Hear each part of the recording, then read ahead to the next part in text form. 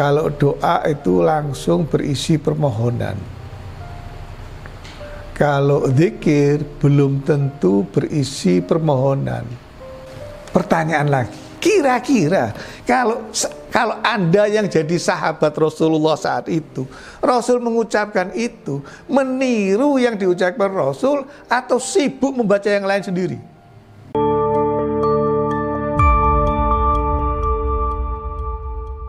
Assalamualaikum warahmatullahi wabarakatuh. Alhamdulillah, salatu wassalamu ala rasulillah Sayyidina wa maulana Muhammad ibn Abdillah wa alihi wa ashabihi wa man walah ila yaumil qiyamah. Malam hari ini kita akan membahas satu masalah yang tidak baru, masalah lama tetapi muncul lagi karena ada pertanyaan, yaitu tentang kebiasaan sebagian orang yang setelah selesai sholat berjamaah kemudian membaca doa bersama atau wirid atau zikir bersama. Saya sudah pernah menjelaskan perbedaan doa, wirid, dan zikir, ya. Kalau doa itu langsung berisi permohonan. Kalau zikir belum tentu berisi permohonan, ya, tetapi bisa dalam bentuk tasbih, takbir, tahmid, istighfar, ya. Nah, kalau wirid itu zikir dan doa yang kemudian menjadi kebiasaan atau menjadi habitat, rutin dilakukan dan dibaca. Wirid, ya. Ada pepatah Arab yang mengatakan begini, man la lahu wirid fahuwa kirid, ya. Artinya siapa yang tidak punya wirid, doa atau zikir yang dibaca secara rutin, maka dia seperti kirid. Nah, saya tidak perlu terjemahkan ini. Nanti cari di kamus artinya apa itu. Wirid, kirid, ya. Kalau tidak punya wirid, kirid. Nah, lalu ada orang yang setelah selesai sholat, baik sendiri maupun berjamaah, itu terutama ketika berjamaah dia hanya membaca sendiri, tidak mengikuti jamaah yang lain atau mengikuti imam yang memimpin membaca zikir dan doa.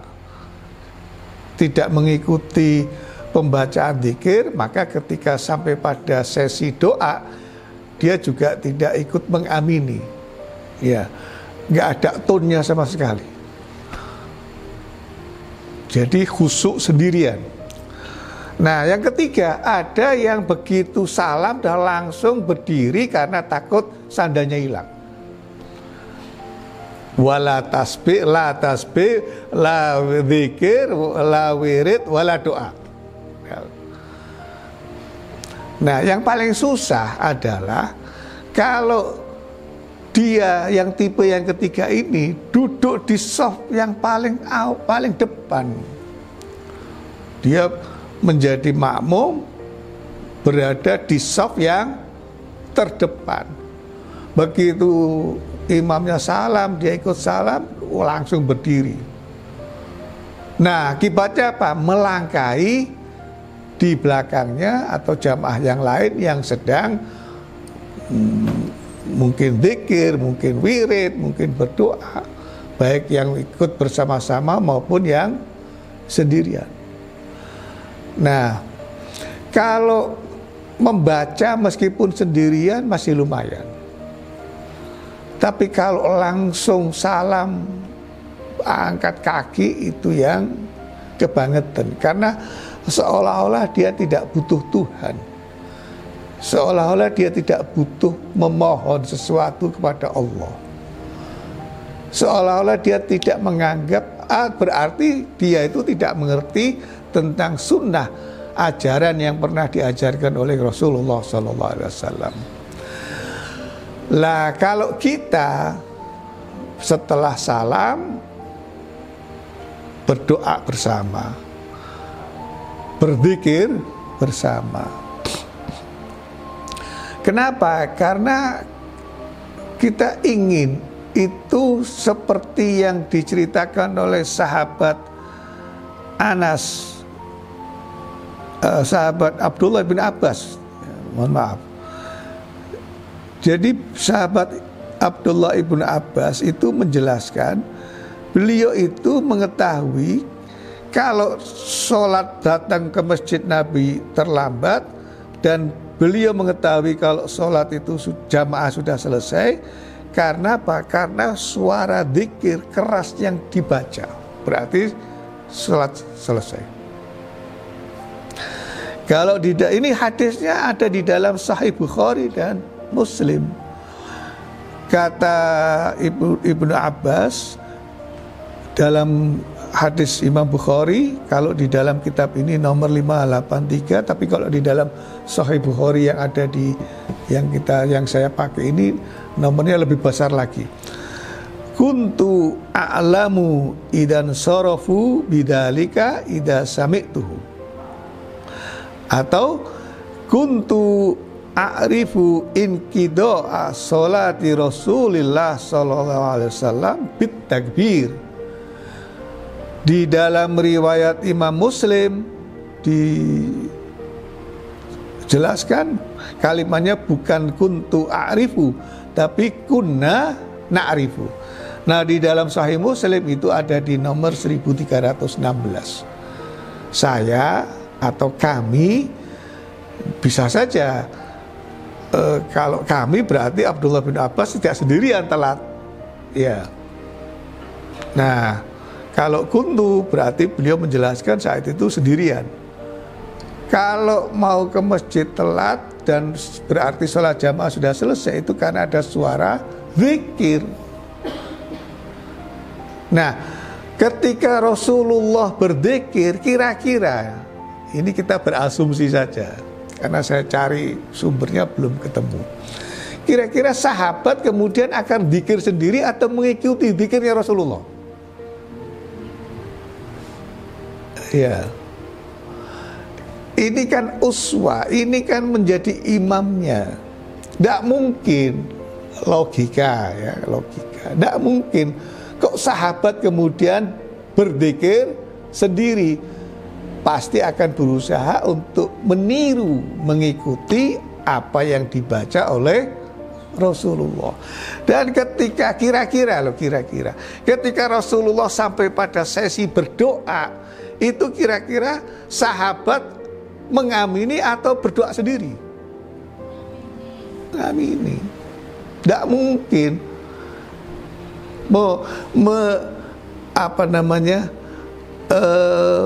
meninggalkan momen yang sangat mustajabah, ya, momen yang sangat khusus. Rasulullah mengangkat tangan, kok sahabat kemudian sibuk berdoa sendiri? Tidak mungkin. Nah, ketika ada imam sholat berjamaah berdoa, itu sebaiknya juga makmumnya kemudian mendengarkan dan mengamini.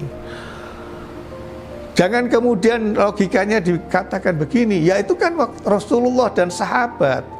Loh, ini jangan lihat figurnya yang berdoa dan yang mengamini, tetapi tirulah apa yang dilakukan oleh Rasulullah dan apa yang dilakukan oleh para sahabat. Pertama, bit takbir, kata Said Abdullah ibnu Abbas. Itu artinya dengan suara keras. Tidak mungkin sahur manuk masing-masing bersuara keras sendiri-sendiri. Ya, pasti sahabat akan mengikuti ketika Rasulullah membaca Allahu Akbar, Allahu Akbar. Dan itu satu. Yang kedua, saudara sekalian, ada di dalam Sahih Muslim. Kalau di sini disebutkan nomornya ada 591. Tapi saya lihat di sini lebih besar lagi. Poinnya adalah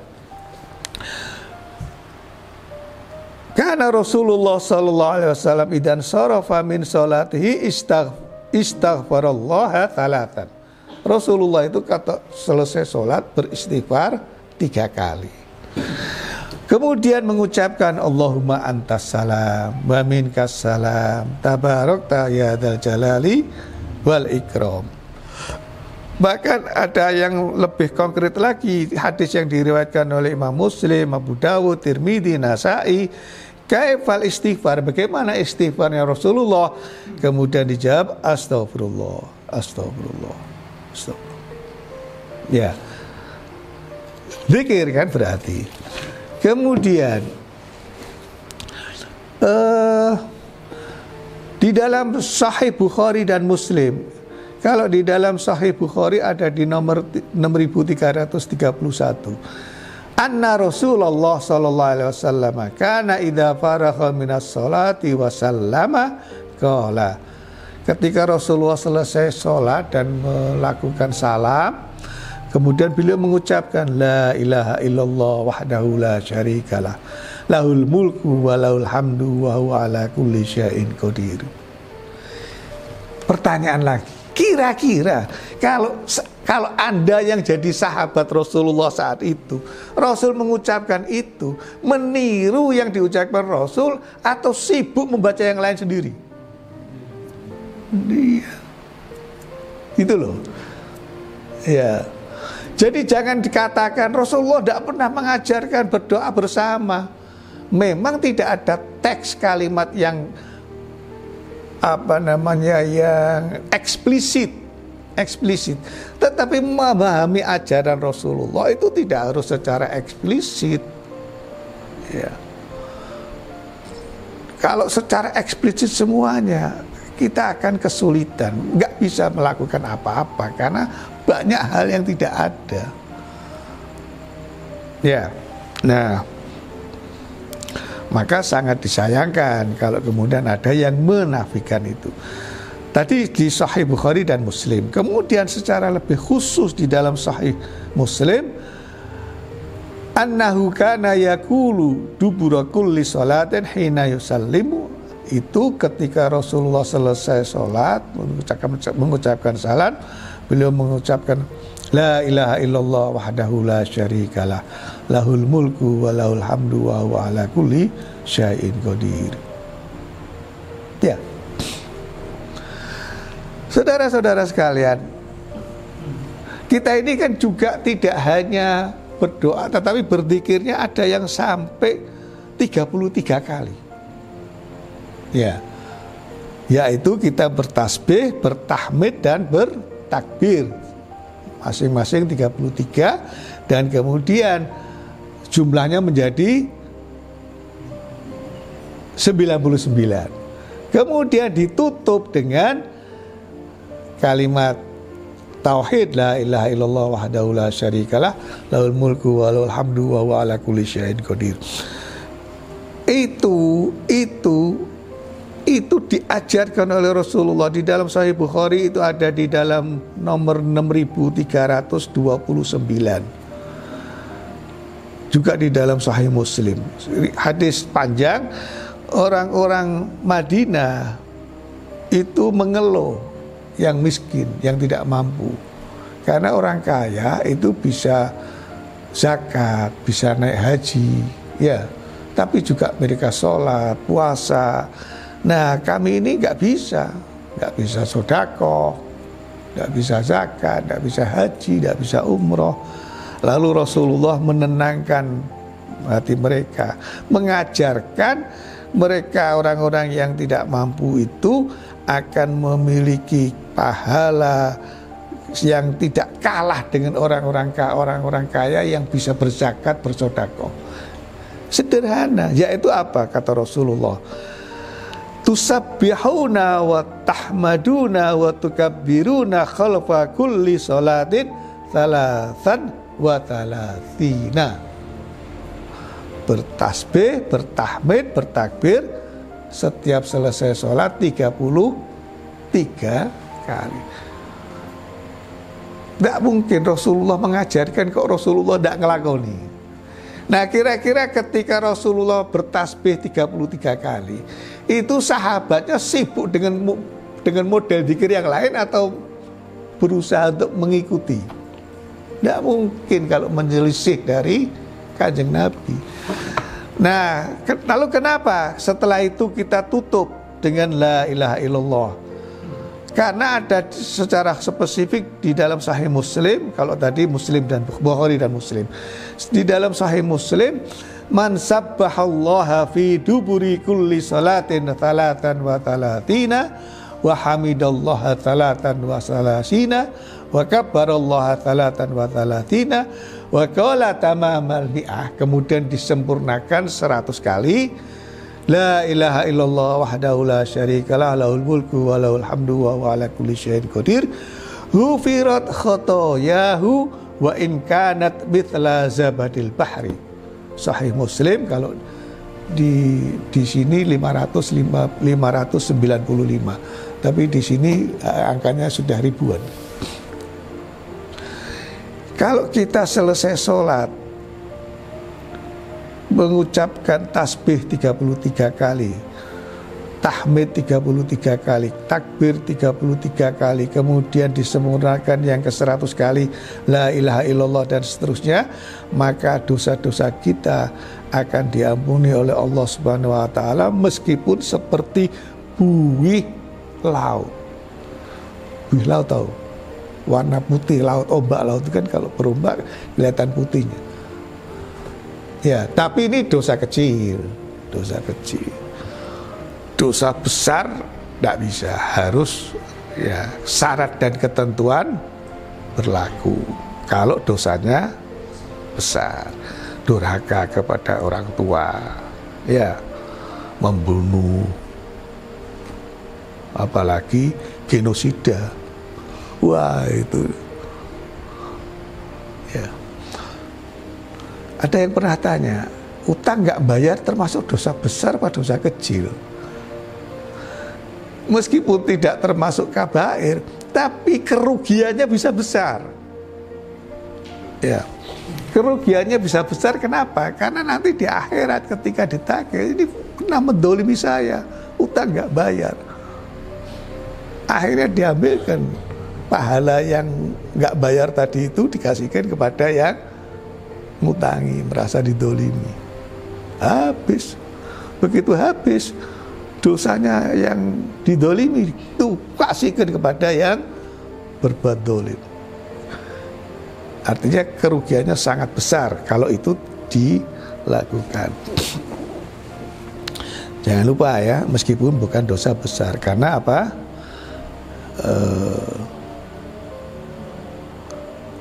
Merugikan orang lain. Di dalam Sahih Muslim secara khusus, Rasulullah SAW mengatakan tidak rugi orang yang mengucapkan dan yang melakukan, mengamalkan setiap selesai sholat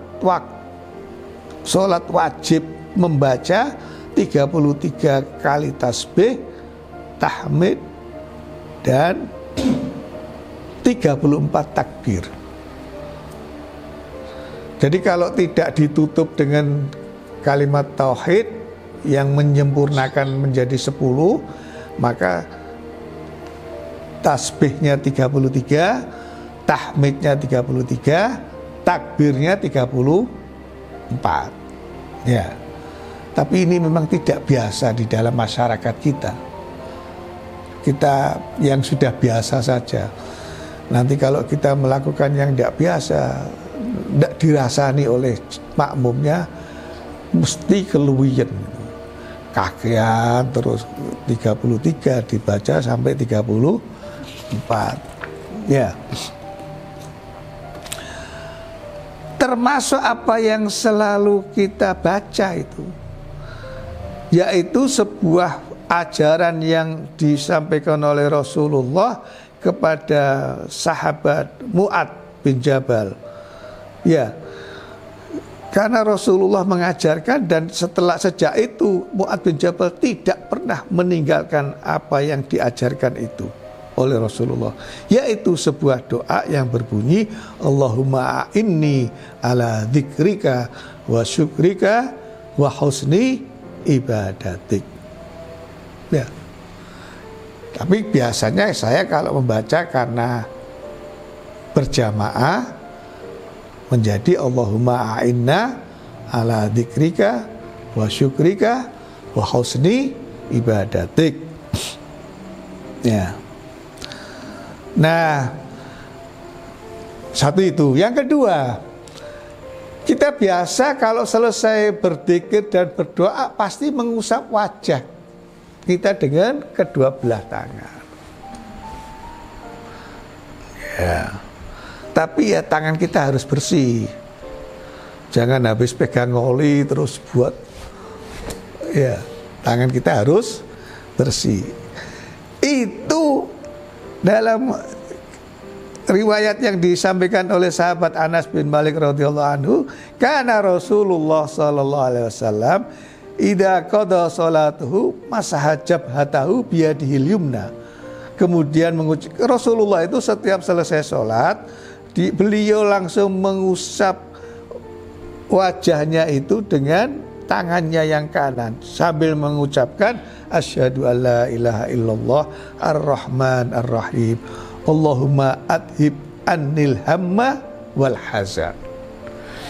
Ya Allah, hilangkanlah kesusahan dan kesedihan. Ya, insya Allah kalau ini selalu rutin kita baca sambil mengusap wajah Allah. Saya biasanya asyhadu alla ilaha illallah ar-rahman ar-rahimnya enggak saya baca, langsung saya potong Allahumma adhibil hamma wal hazan. Ya Allah, Allahumma adhib annil hamma wal hazan. Ya Allah, hilangkanlah kesedihan dan kesusahan.